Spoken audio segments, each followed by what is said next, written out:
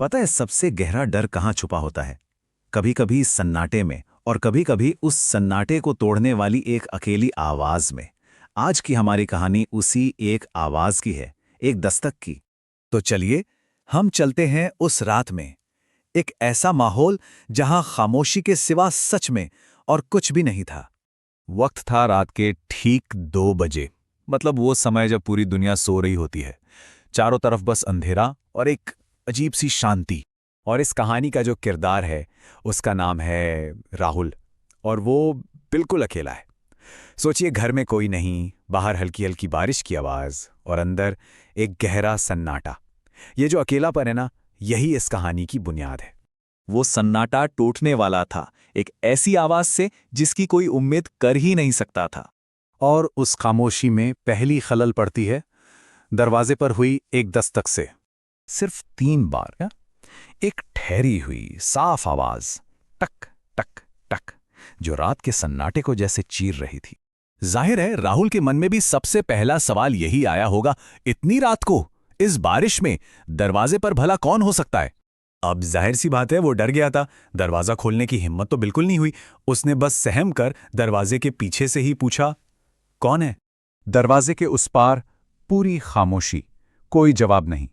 और फिर कुछ पल बाद वही दस्तक। अब तो राहुल का डर और भी बढ़ गया। उसने हिम्मत जुटाई और दरवाजे के पीप होल से बाहर झांका, लेकिन बाहर कोई नहीं था सिवाय बारिश और घने अंधेरे के।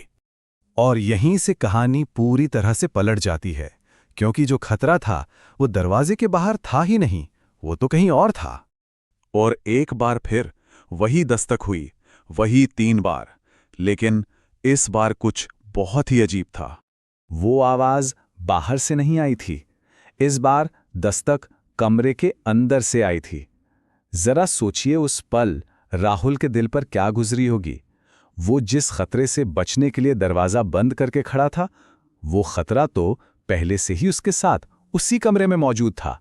उसकी नजरें घूमी और कमरे के कोने में रखी एक पुरानी अलमारी पर जाकर टिक गईं। वो अलमारी हल्की हल्की कांप रही थी, और वो दस्तक की आवाज, हाँ, वो उसी के अंदर से आ रही थी।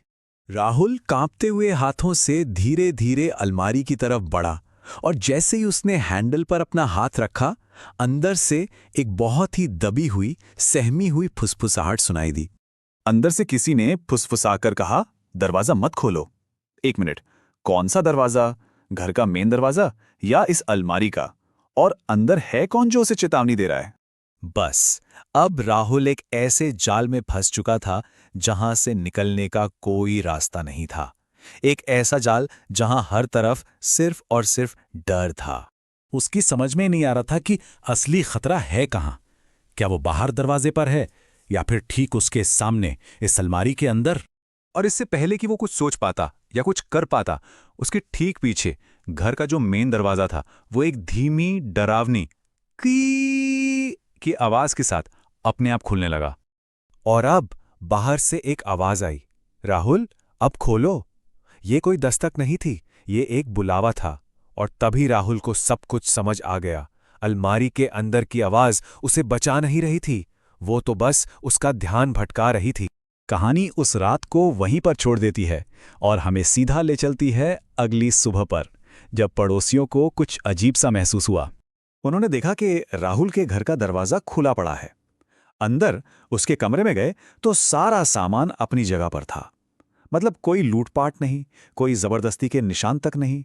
सब कुछ एकदम नॉर्मल था, बस एक चीज को छोड़कर।